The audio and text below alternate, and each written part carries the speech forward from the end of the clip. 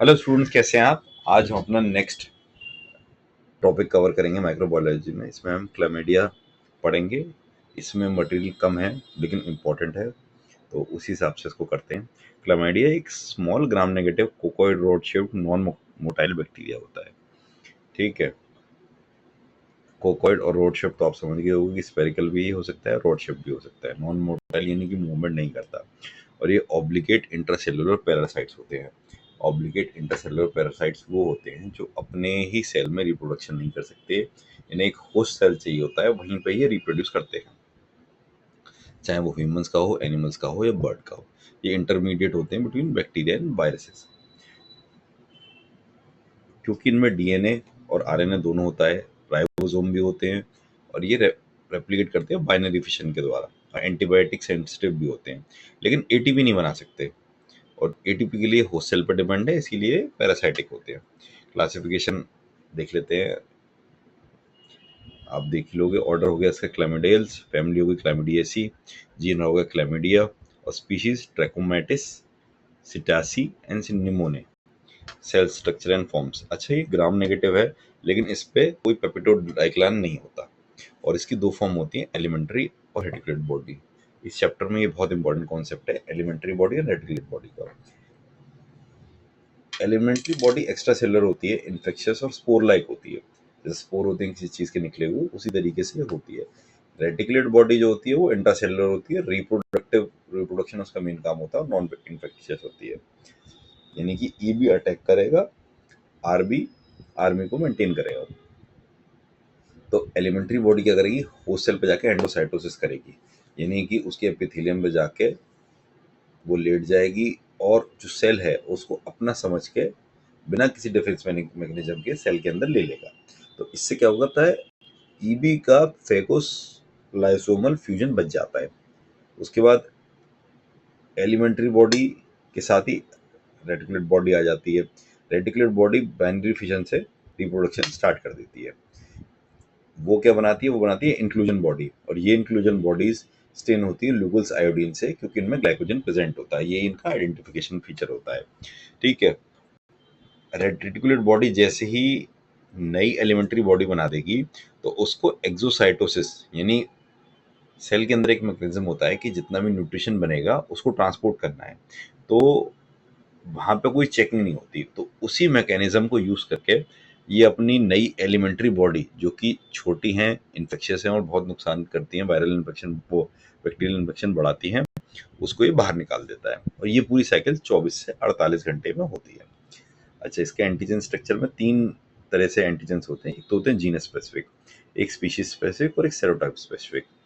ठीक है, कल्चर अगर आप देखेंगे तो क्योंकि ये इन खुद सर्वाइव नहीं कर सकते, तो ये आर्टिफिशियल मीडिया पे जी नहीं पाते, इनको आइसोलेट करना पड़ता है एनिमल इनोकुलेशन में, क्योंकि इनको होस्ट सेल चाहिए।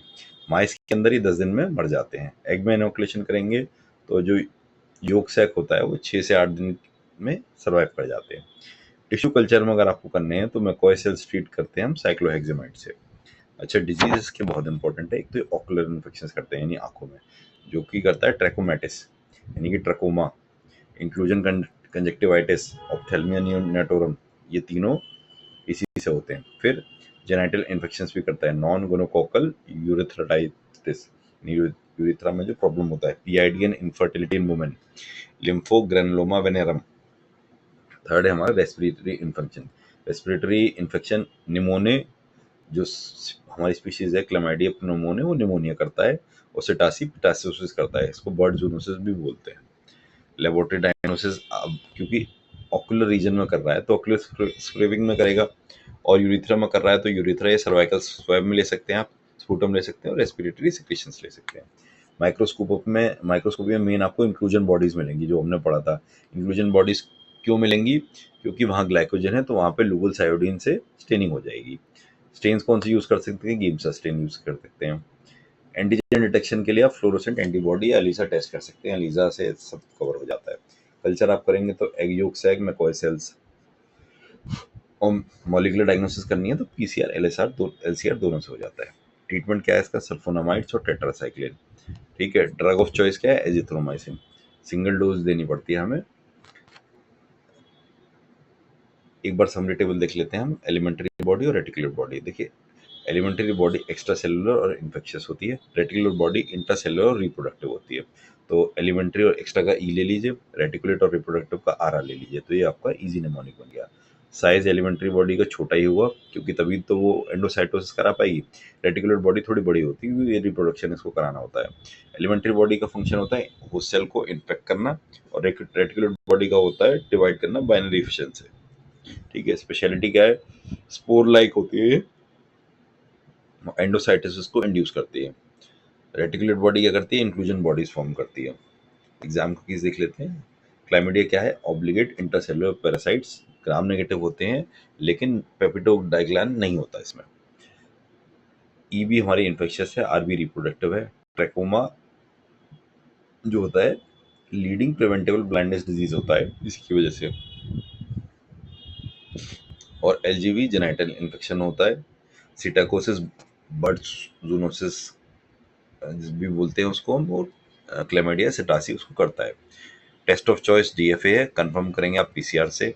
और देखिए, कोई भी एक पीसीआर एक इतना इंपॉर्टेंट टेस्ट है ना, पॉलीमरेज चेन रिएक्शन, ये बहुत सारे टेस्ट का कंफर्मेटरी टेस्ट होता है।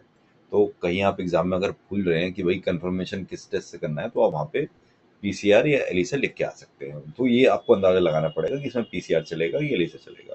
Drug of choice azithromycin, azithromycin salt को तो हर कोई जानता है, कोविड के बाद से इतना पॉपुलर हो गया कि आधी जनता उससे रेजिस्टेंट भी हो गया है। चलिए, छोटा सा बैक्टीरिया था, जल्दी हमने खत्म किया। मिलते हैं नेक्स्ट चैप्टर में।